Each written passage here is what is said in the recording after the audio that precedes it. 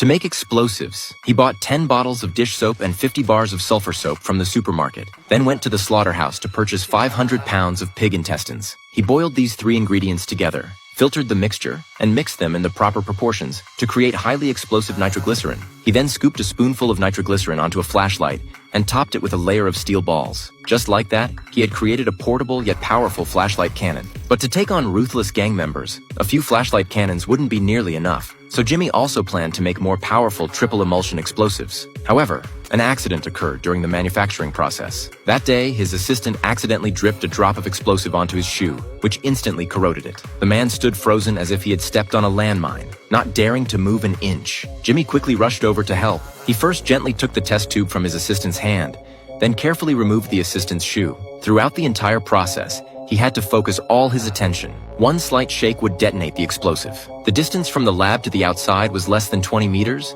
but it took them a full 10 minutes to cover it. Only when they reached a 10-meter deep sand pit did Jimmy feel safe enough to throw the shoe in. The 2 men had narrowly escaped with their lives. Jimmy had originally been a dedicated coal mine blasting worker with no grudge against any gangs. Until that day, he was still doing his usual blasting work in the mine shaft. He was always extremely careful with each blast. After installing the explosives, Jimmy would test the gas concentration in the shaft and only detonate after confirming it was safe. But this time, something went wrong. A massive explosion instantly spread throughout the entire mine shaft. 4 miners tragically died, while Jimmy barely survived. To keep this accident from being exposed, the coal mine owner paid each victim's family $100,000 in compensation. As for Jimmy, he was fired by the boss, who also threatened that if he dared to call the police, he would be killed. Clearly, the coal mine owner had handled many such situations before, but Jimmy couldn't accept this outcome because with his skills, no accident should have occurred. So he secretly snuck back to the mine shaft. After investigating, he discovered there was something wrong with the blister mud from the day of the accident. The blister mud was supposed to be used for cooling,